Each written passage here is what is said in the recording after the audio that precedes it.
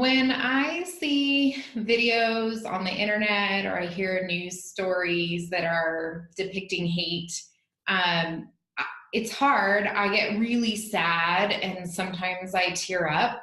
I can empathize with the situation. Because I'm a social worker, I understand kind of the gravity of it. Um, but I also have kind of realized lately that I'm able to just put my phone down or my device down and just walk away from my computer. And I don't really think about it unless I choose to think about it more. When I see stories of violence being depicted on the internet, particularly targeted at people of color, at trans people, at immigrants, I have the same reaction. I'm sad, I'm horrified, I'm angry, I'm distraught. And over the last, I would say, couple of years in particular, it's been really difficult to not hold that anxiety, that fear, that rage every single day, because the videos remind me just how unsafe it is for a person of color, for a woman of color to walk through the world, and that I have to put a lot of extra energy and effort into reminding myself that the world is mostly good and that life and relationships are really beautiful and magical, and it's hard. I also want to hold on to the fact that we can become somewhat desensitized to this stuff because we see it so often. And you just start to shut down as a defense mechanism to protect yourself, right? And I try to guard against that as well. See, for me, you said you have to remind yourself that the world is good. And for me, I feel like I almost have to remind myself that the world isn't always good.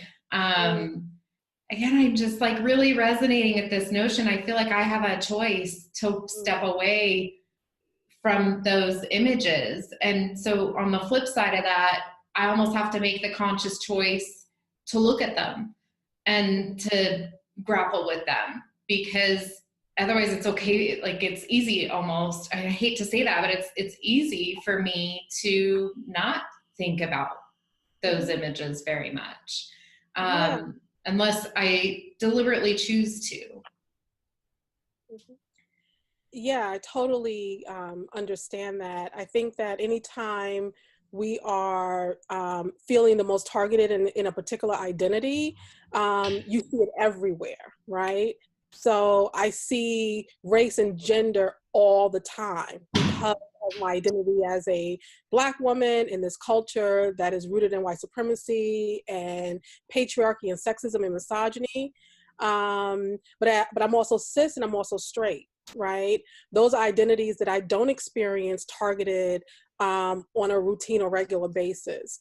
So in that way, I have to remind myself, or not remind myself, but be more sensitive and be more thoughtful when I'm talking about violence against women of color, to make sure that I include trans women, right? And queer women, right? Who in some instances have even higher risk of being targeted for violence in our culture. So it's tricky and it's messy and it's complicated.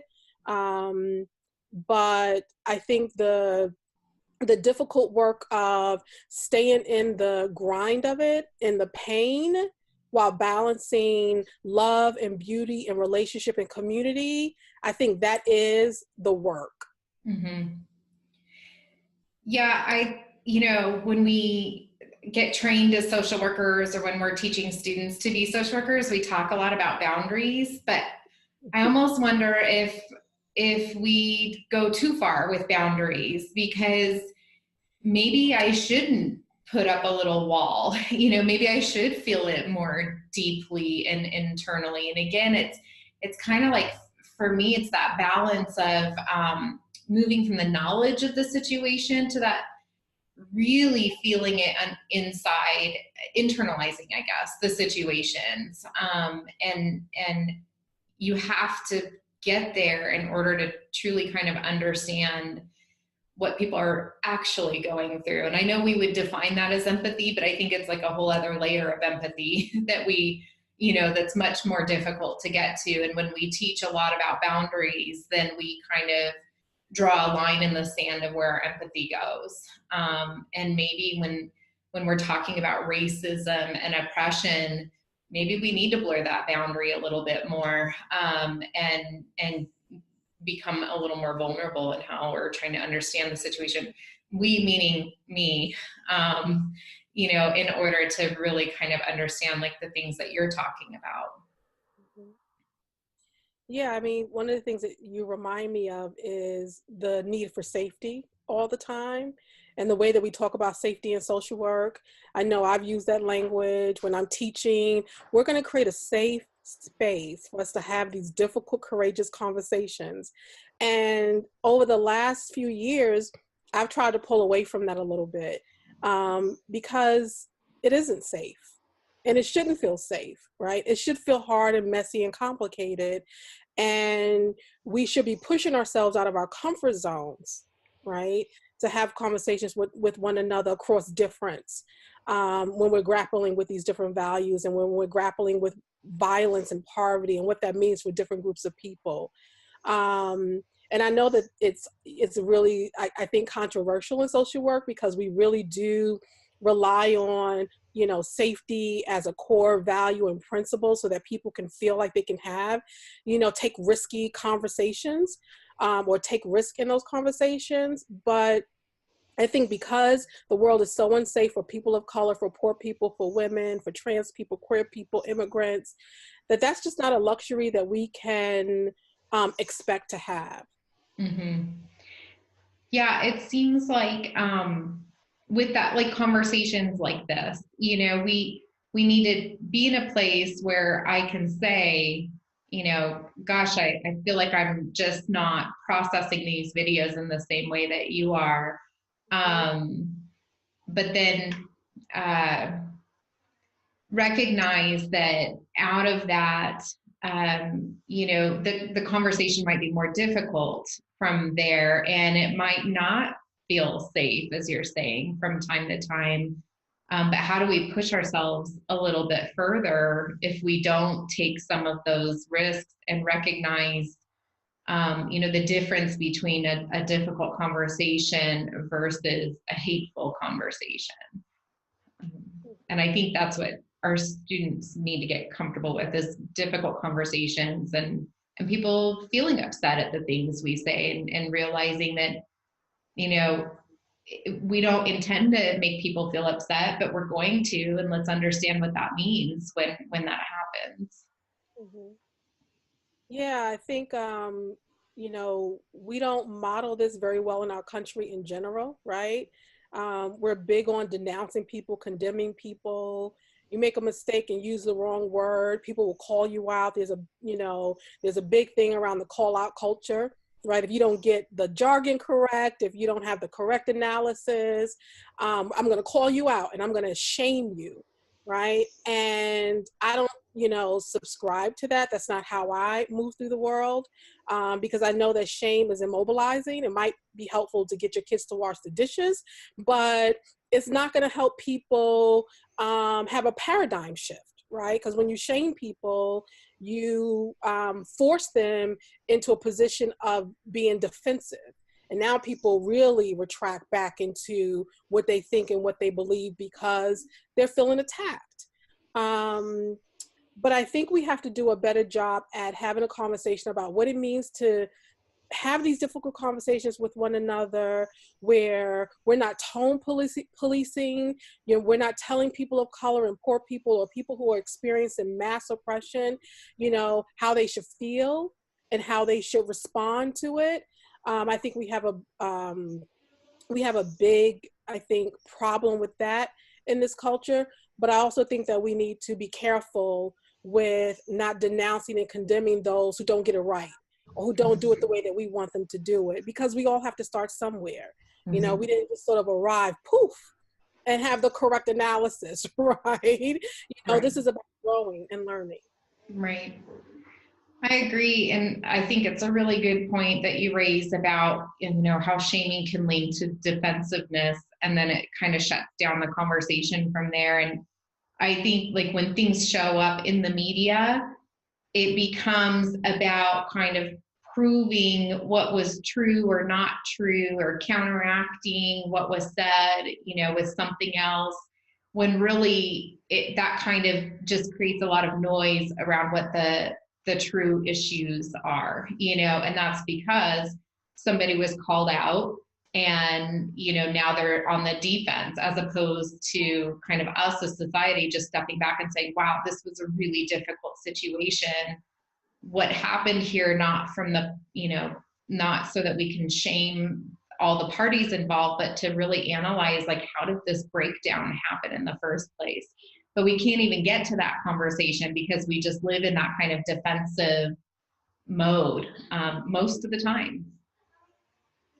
And I also think I want to clarify one thing about this too. I don't think that what we're necessarily saying is we don't confront people, right? I think call out culture is different from loving confrontation, right? I'm going to lovingly correct you. I'm going to lovingly and respectfully confront you because your analysis is violent, right? You're reproducing violence in the world, and that's not okay. And we need to be able to have a conversation about it. I think the reason why this is so hard to do is we have this need for safety and for people to be polite, and anything that makes you feel slightly uncomfortable about how you see the world and how you experience the world, and suddenly people are being impolite and people are calling you out. And I don't think that those two things are the same thing. I can lovingly confront you and lovingly not call you out, but lovingly correct your behavior and your analysis without calling you out and shaming you, but you will be uncomfortable. It's uncomfortable for me to do it, right? And the person on the receiving end will be uncomfortable with that. But we're never going to get past where we are now if we are not willing to be uncomfortable and to experience pain. And I think this is, really difficult for people who walk through the world with a lot of privilege, right? Where you don't experience a level of discomfort just walking out of your door every single day, right? And so you kind of are trained and socialized to expect everything is supposed to feel safe, and everything is supposed to feel welcoming, and everything is supposed to feel good. Well, that's not the reality for the majority of people on the planet. That's such a great point, maybe to end this question on, is that what I was saying in the beginning in reactions to videos is I have the choice to walk away from that video. When I get uncomfortable with how it makes me feel, I just shut it off and go about my business, and I don't have to be reminded of it unless I choose to. And so I like what you're saying, that, well, let's choose discomfort a little bit. It doesn't have to be malicious. Just choose discomfort in order to really engage with the situation. And I think that's what King taught us to do.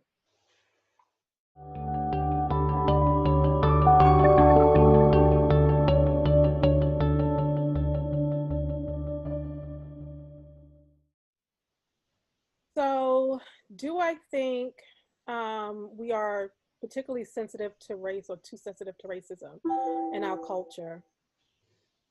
That's a hard one. I would honestly say I don't think that we are sensitive enough in the right way. I think that we are super sensitive to symbolic acts of racism, right? That we pay a lot of attention to, you know, behaviors like people maybe saying a racist thing or being racially offensive, or the interpersonal relationship, interpersonal racism, which I think is important, and I think is part of what keeps white supremacy and racism thriving in our culture. But I think we use that as a scapegoat to avoid doing the really difficult work of dismantling systemic and structural racism in our culture. I would much rather see us spend our resources and our time on that, as opposed to, is my neighbor a racist or not? The other thing I will say too is I try to avoid getting into the hearts and minds of people. I think when we start to try to decide who's racist and who's not racist, I mean, that is a dead end. It is a losing battle, because I don't know what's in your heart. I don't know what's in your mind. You know, I've learned from scholars and academics who do a lot of work on, you know, structural racism and aversive racism and implicit bias in our culture, that the thing that we need to pay the most attention to is disparate outcomes or disparate outcomes, right? So is this particular act, policy, process, or procedure, does it have a disparate impact against those in our culture who are most targeted because of their racial ethnic identity? So I think that would be an important way for me to be thinking about whether or not we're too sensitive around race in this culture. Oh, man, there was a lot in there. I really like how you talked about, you know, like, let's just think about it in terms of those outcomes, and really look at it from that standpoint. You also had mentioned, which I feel like is kind of where we're at, is this notion of if it's really overt and egregious, then people seem okay with maybe talking about it as an act of racism, but it has to be like top of the tier, overt and egregious, before we have kind of a unified agreement of, you know, what the situation is. But anything kind of below that piece, I do agree that I think that we say like, oh, people are just sensitive, or they, you know, don't want to be politically correct. I feel like that's just kind of that sweeping excuse, because, like, from my standpoint, because it's uncomfortable to say it's because of somebody's race that these decisions were made, or because of somebody's race that these acts were done. That's difficult to come to, especially if you're someone like me that hasn't been raised around that reality. And so the, you know, statements of, oh, we're just being too sensitive, just feels like a nice, easy way to sweep it under the carpet and make it about people being too sensitive, so that we don't have to face the facts of what it really is about. And it's that point of what we were talking about before, that like level of discomfort, and people don't like to feel uncomfortable. And so they just want to like chalk it up to something else, as opposed to really understanding what's going on. Right. Everything that you said, I think, is spot on. I would agree 100%. And I would just also add to that, you know, because we all know that racism and white supremacy and patriarchy and sexism and cis straight heterosexism and, you know, trans Islamophobia, all of that is stuff that we are constantly exposed to, right? Like we are constantly drinking it, breathing it, you know, hearing it. It's like being absorbed in our skin on a daily basis. So much so that you will have blind spots. There are things that you will absolutely miss, no matter how well intentioned you might be.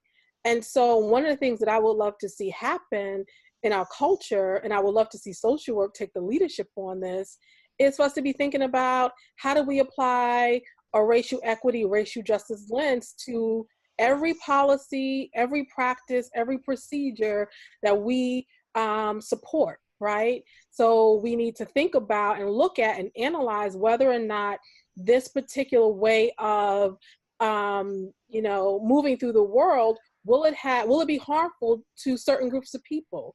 And I think that's a conversation that we need to be willing to have. And sometimes it means it will take a lot longer to do the work that we want to do, because we have to pause and we have to ask the question and we have to do the research and we have to be thoughtful and mindful that, you know, this stuff is so internalized and so embedded in our institutions and in our culture that we almost can't help but not do it, right? We almost can't help but not be, racist in our practices and in our actions. And so I lead with, the expectation that we're going to make those mistakes. I want to figure out how do we avoid that on the front end so we do the least amount of harm, after the fact. Yeah, and then on the individual level, I think really just kind of constantly questioning our own behaviors and our own intentions, and catch ourselves when we're tempted to say things like, this is just being too sensitive, or, really kind of double checking that we're not attaching an explanation to something for the sake of our own comfort, and then unintentionally having it be the wrong explanation for a situation. Yeah, absolutely. And I think that's probably a perfect note to wrap up this question on. I think the responsibility that we have to one another is to lovingly, as we said in a previous video, confront one another when we see those things happening in the work that we're doing together, so that we can correct our behaviors. Because I try to remind myself of this, and I talk to my students about this all the time. None of us are racially pure. People of color can be racially biased. The difference is that people of color don't have white privilege and institutional racism to back that up, right? So, but we can still participate in that violence by not confronting it, by not thinking about, what are the consequences of these policies if we don't analyze them through a racial equity lens.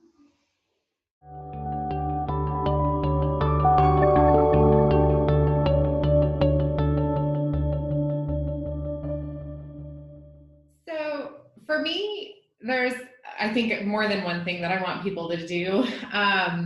The first thing is that in his speech at the opening of the Martin Luther King Jr. Memorial, President Obama said, or described Martin Luther King as a man who stirred our conscience. And that really resonated with me, in part to, like, when I was talking about my reactions to videos and things that I see in the news media, is that for me, I want to work to make sure that my conscience gets stirred by the words of Martin Luther King Jr., but also by current events, that I don't just stand by and sort of watch it happen passively. So stirring my conscience. And then the other thing that President Obama said in that speech, he said, progress was not made with words alone.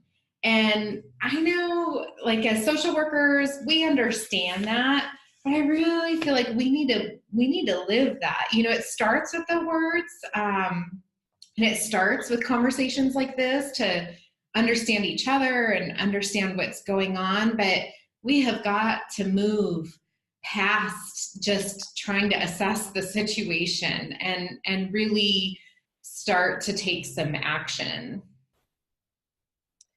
Yeah, I think I am exactly where you are too. I want to see people take action. I want to see people use their voice more. I want to see people take some more risk, especially people in our culture who have an enormous amount of privilege to do that. I want to share a quote. It's not an MLK quote, but it's a quote by Audre Lorde, who was a Black feminist, artist and poet and amazing human being who helped shape my analysis around my feminist practice. And she says that, and this is her poem, A Litany for Survival. And she says, and when we speak, we are afraid. Our words will not be heard nor welcomed. But when we are silent, we're still afraid. So it's better to speak, remembering we were never meant to survive. And I really internalized those words when I read them many years ago, because for me, it's just a reminder that, when we're in pain and we're suffering and we don't speak our truth, we still are in pain and we're suffering and we don't speak our truth, right? So the option for me is to make sure that I'm using my voice in ways that help to end violence in our culture, but also it provides me with an opportunity for me to stand in my own truth. And I want to encourage more of us to do that, particularly in this political moment where there's so much violence and there's so much backlash. And I get it. People are afraid that they will be attacked on social media. They're afraid that, if people know their real politics around race or their real, attitudes and beliefs and values around these things, that they may alienate some family or they may alienate some colleagues at work. And I don't think that we have the luxury of, waiting for people to catch up with us. We have to speak our truth. We have to risk, folks making a decision that they don't like what we say, and hopefully they'll be willing to engage in conversation with us about it. Mm-hmm. And I think stemming off of that, that willingness to take risk and kind of check our fears, I think wrapping back around to those social work values is a way, at least for me, to kind of rethink if I am feeling afraid or if I want to speak out, but I'm not sure how, or, I'm a little nervous to take a risk. Going back to those values and really thinking about it's about the dignity and worth of people. It's about protecting humanity with some integrity. It's about social justice. And when we operate from those as our core, then why wouldn't we speak up, or at least we can use it as kind of the basis or the strength to find our voice when we're a little bit nervous in taking that risk. Right. And I think we have to give people permission to make mistakes, right? We have to say to people, it's okay if you don't get the jargon correctly. It's okay if you don't get my pronoun right on the first try. I'll educate you, right? We need to be able to give people a little space to grow and learn and understand how important these conversations really are, but also be willing to accept the fact that people are going to make mistakes and they're not going to necessarily get it right. And as social workers, we're trained to meet people where they are. I know you as an educator and all of us who teach in social work, we've all had students who've said things that, were really like sort of gut-wrenching and painful, to hear. And we have to remind ourselves that we're here to teach people, we're here to support people in their growth, in their learning process, and that we have to model for them what it looks like when you meet folks where they are, even when it means that you model for them what it looks like to hold someone's humanity when they're struggling to hold your humanity, as their instructor. Mm-hmm. So I won't pretend like this is easy work or that this is necessarily fun work, but it's necessary work. Yep. And my goal with the students, I think, is really getting them to a place where they stop saying things like the systems are broken, because, I feel like, again, that's just that broad, sweeping sort of excuse. I really want us as social workers or as a profession to really have more analysis and more confidence in saying, this is exactly what's wrong with our systems, and here's what we're going to do to fix it. And we're all going to stand together and have difficult conversations and move those conversations to action. Right. And I firmly believe and feel extremely confident in saying that, as a profession, we do have the training and the skills to do that work, right? We have the theoretical frameworks to have conversations about race. We understand what community organizing looks like and what community agencies are dealing with, because we're on the front lines and we're in those agencies every single day. And so I would love to see us take all of that training, all of that wisdom, all of the knowledge that we have as social workers, and use it to make social change in this world where we have more justice and less violence. Great. So maybe in conclusion, I guess my parting words are, again, let Martin Luther King Jr. stir your conscience, and have us move from those words to action, and don't be afraid to start engaging in the conversations. Because silence will not protect you.